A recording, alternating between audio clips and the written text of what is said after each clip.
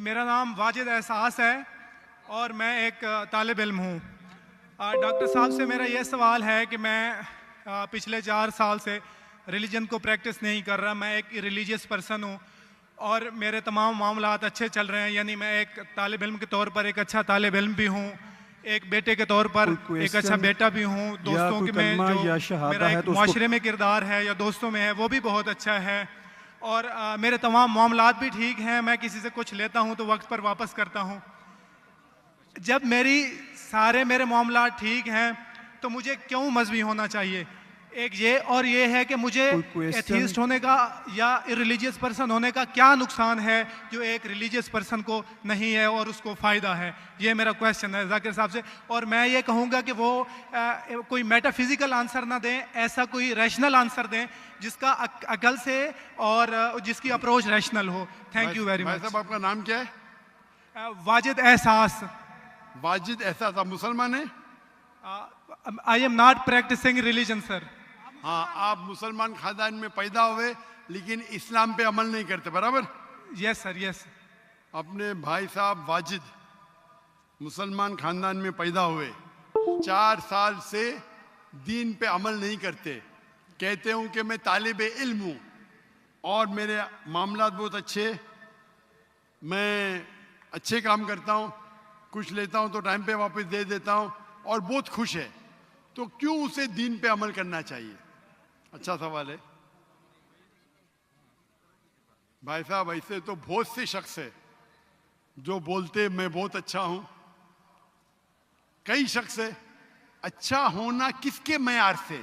आपके मैयार से। हमें अच्छा होना चाहिए खालिक के मैयार से। खालिक का मैयार क्या है? अच्छा होना वो जो ईमान रखता है, अमल सालेहात करता है, वतवासौ बिल हक वतवासौ बिस सब्र। भाई साहब का सवाल है, लॉजिकल जवाब दो, लॉजिकल जवाब दो कि मैं 4 साल से दीन पे अमल नहीं कर रहा हूं, बहुत खुश हूं, जो चीज लेता हूं टाइम पे वापस करता हूं, तो आप साबित करो कि क्यों मुझे दीन पे अमल करना चाहिए।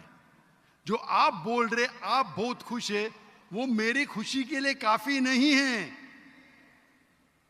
मैं जानना चाहता हूं कि कितने लोग को आपने सही रास्ते पे लेके आया आपके 4 साल में?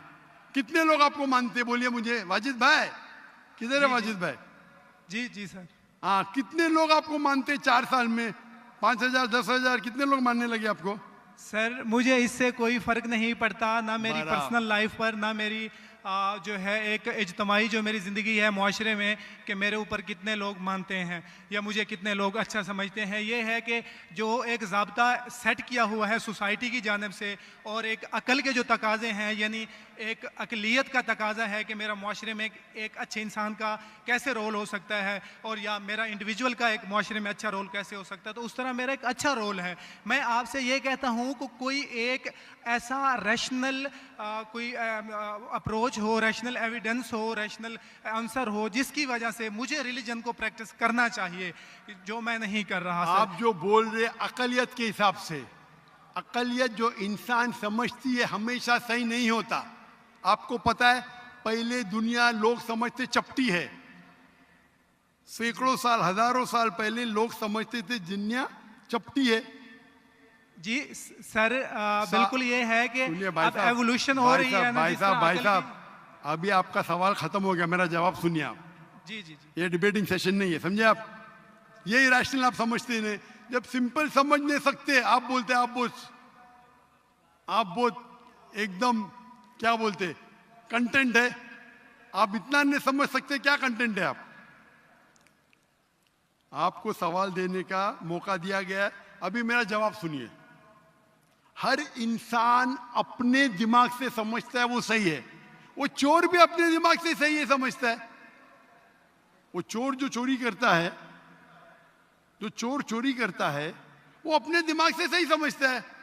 आप मुझे एक पॉइंट बताओ। एक चोर है, मान लो मैं चोर हूं, मैं चोरी करता हूं, करोड़ों रुपये लोग की चोरी करता हूं। आप एक रैशनल पॉइंट बताओ कि मैं गलत हूं और मैं चोरी छोड़ दूंगा। एक। चलो भाई साहब, वाजिद भाई जवाब दो। मैं दुनिया का सबसे बड़ा चोर हूं, करोड़ों रुपए चोरी करता हूं, आप एक रैशनल पॉइंट बताओ कि मैं गलत हूं और चोरी छोड़ दूंगा। जी सर, उसकी वजह ये है कि आप अगर चोर हैं और चोरी करते हैं तो आप गलत इसलिए हैं कि आपके अमल से लोगों की जिंदगियों पर जो है मंफी असरात पड़ रहे हैं। मुझे क्या फर्क पड़ता है लोग क्या समझते हैं, मैं तो खुश हूं ना, चोरी करके रोज रोज खरीदता हूं। मुझे क्या, आपको जब मेरे की जरूरत, आप थोड़ी देर पहले पूछे, मुझे फर्क नहीं पड़ता लोग क्या मेरे में, मैं खुश हूं। उसी तरीके से आप लॉजिक पे बात करो, लोग क्या सोचते बात मत करो। मैं तो ये पूछता हूं, आप मुझे मंतिक से, लॉजिक से एक पॉइंट बताओ कि मैं गलत हूं और चोरी छोड़ दूंगा। ये मत बताओ लोग को तकलीफ होती, मुझे क्या फर्क पड़ता है, मुझे तो अच्छा है ना, मैं चोरी खरीदता हूं, रोज रोज खरीदता हूं, बंगला खरीदता हूं, क्या गलत है? लोग को तकलीफ होती, मुझे क्या फायदा, मुझे क्या नुकसान उससे, आपको नुकसान है। आप ये बताओ मेरा नुकसान क्या है, एक दो नहीं। सर आप ये मुझसे मेरे ख्याल में पूछ रहे हैं कि आप खुश हैं, लेकिन मैं ये, अच्छा मैं आपसे ये सवाल करता हूं कि मेरे सवाल मत रिलीजन कीजिए, को मेरे सवाल का जवाब दो। मेरा सर यही सवाल है। एक लॉजिकल पॉइंट बोलो साबित करने के लिए। मैं दुनिया का सबसे बड़ा चोर हूं, करोड़ों अरबों रुपए चोरी करता हूं, मैं बहुत खुश हूं। लोग को तकलीफ होती गई बाढ़ में, मुझे तो तकलीफ नहीं हो रही है। इसको बोलते सेल्फ सेंटर्ड। इससे आपने क्या बोले, मैं खुश हूं, मुझे दुनिया की फिक्र नहीं, उसी तरीके से मैं खुश हूं, तो आप क्या बोलेंगे मैं अच्छा इंसान हूं? आपकी लॉजिक किधर गई? एक चीज बताओ, एक दो नहीं, सिर्फ एक। सर मेरे अमल से, मेरे रिलीजियस होने से, आपके अमल की बात नहीं कर रहा हूं मैं, मेरी चीज की बात कर रहा हूं भाई साहब।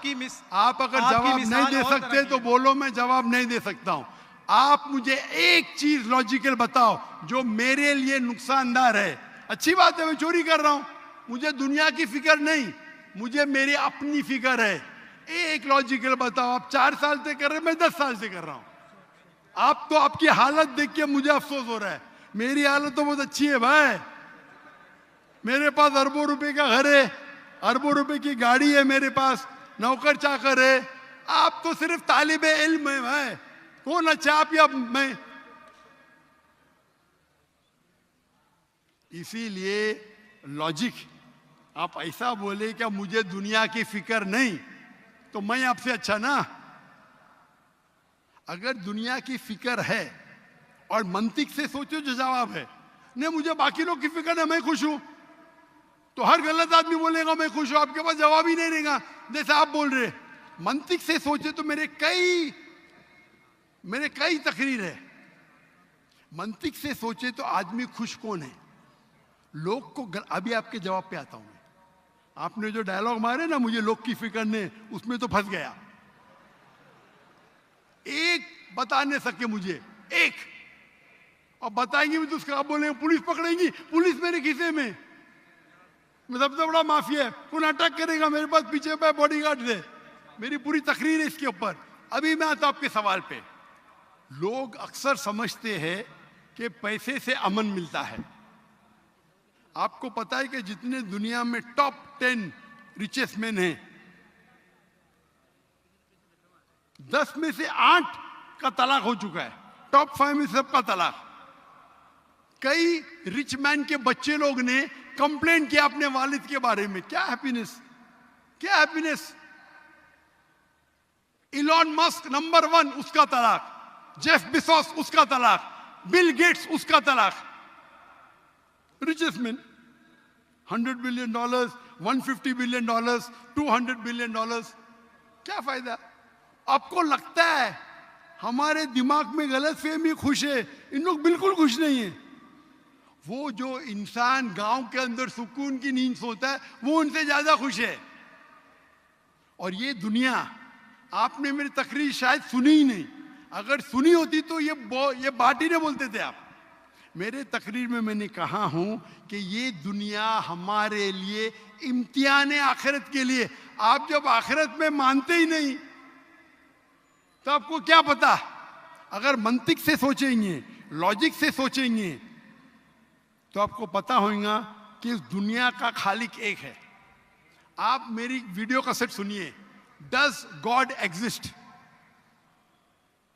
واجد بھائی، واجد کا مطلب کیا؟ آپ کا نام کیوں نہیں بدلتے آپ؟ واجد کا مطلب کیا؟ پانے والا سر، کیا پانے والا۔ پانے والا؟ کیا پایا آپ نے؟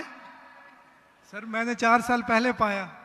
ہاں، ابھی چھوڑ دیے تو نام تو بدلو، لوگ کو دھوکہ کیوں دے رہے؟ سر یہ میری سوسائٹی سے مناسبت رکھتا ہے، لیکن آپ نے میرے سوال کا جواب نہیں دیا سر۔ ایٹ موسٹ رسپیکٹ کے ساتھ سر، میں وہی تو بول رہا ہوں میں نا، میرے سوال کا جواب کے لیے میرے تقریر سنو. Does God exist?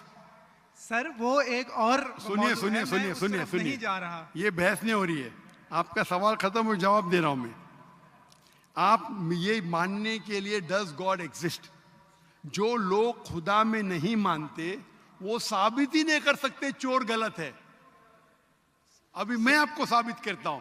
جو لوگ، آپ کچھ بھی بولو، آپ بڑے چور ہیں، آپ کو پولیس پکڑیں گے، پولیس میرے کھیسے میں، آپ کی کوئی دوسری چوری کریں گے، آپ کا چوری کوئی کر نہیں سکتا، میرے پاس بہت باڈی گارڈ ہے.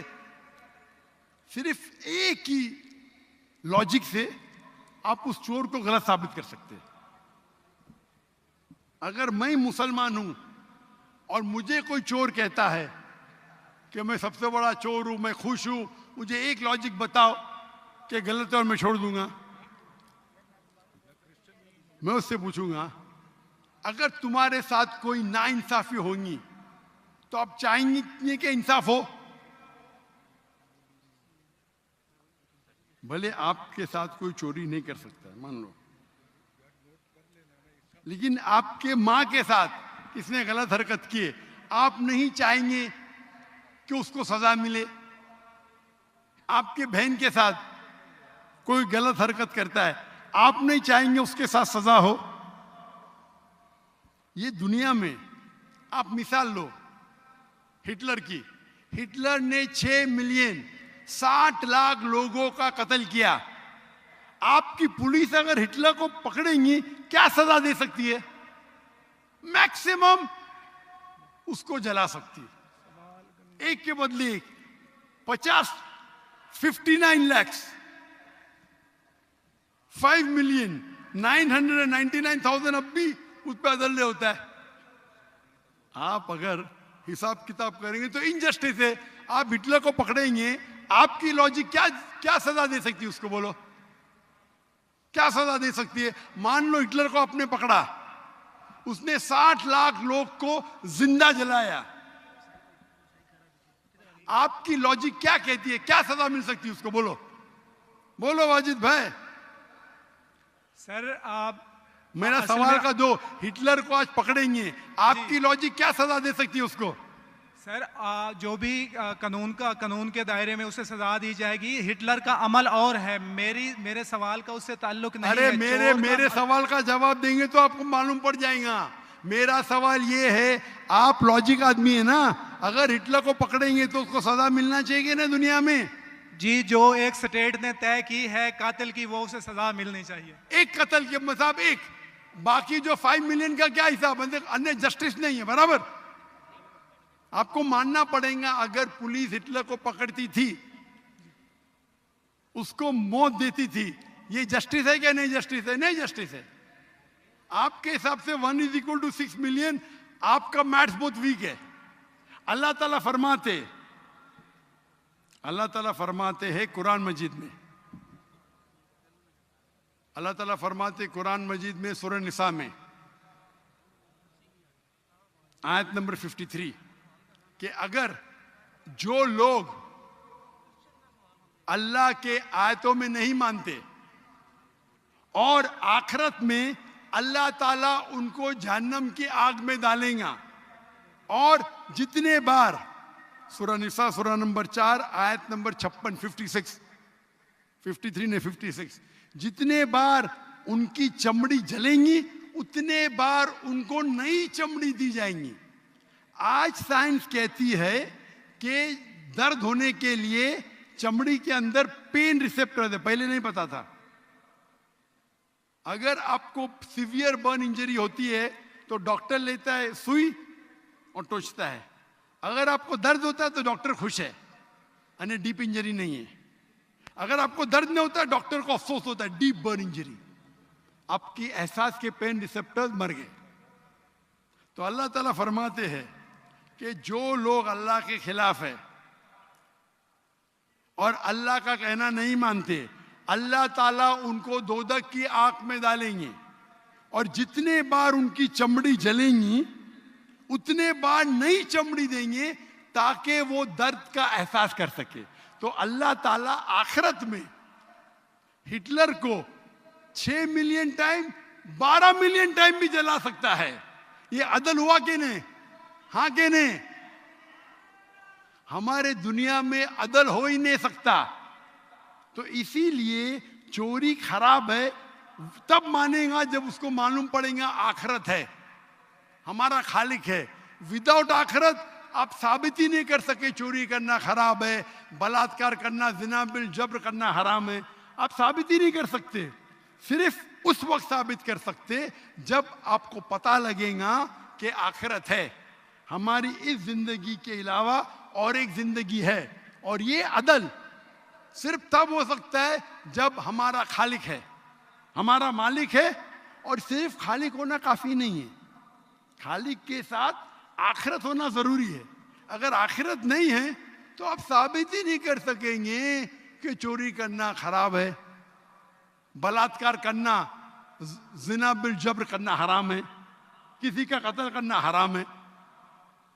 ثابت ہی نہیں کر سکتے, آپ کے پاس لاجک ہی نہیں ہے. تو آپ جو بات کر رہے 4 سال سے آپ خوش ہے, آپ کی خوشی ٹیمپریری ہے.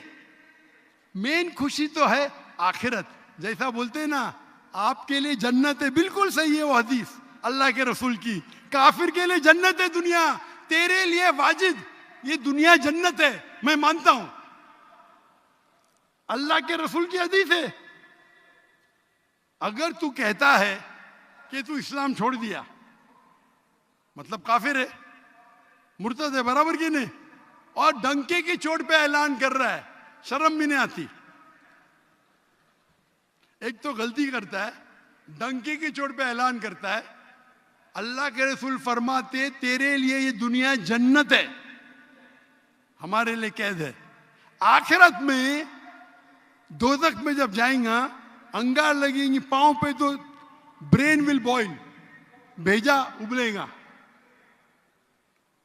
یہ حدیث بالکل واجد بھائی, میری درخواست ہے آپ قرآن ترجمے سے پڑھیے اور اس کے اوپر تدبر کرو. اب بھی موقع ہے, اب بھی موقع ہے سمجھ جانے کا. ڈنکے کی چوٹ پہ کہتے کہ 4 سال سے میں خوش ہوں. جس طریقے سے اللہ کے رسول فرماتے یہ حدیث تم پہ ہو بہو فٹ ہوتی ہے. میری درخواست ہے کہ قرآن مجید کو سمجھ کے پڑھو اور ہر آیت کو سمجھ کے پڑھو, وہ زبان میں جو زبان پہ آپ کو مہارت ہے. اور میں دعا کرتا ہوں اللہ سے کہ اللہ تم کو ہدایت دے.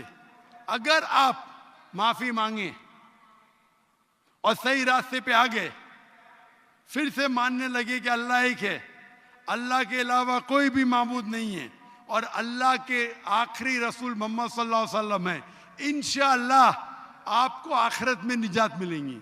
ورنہ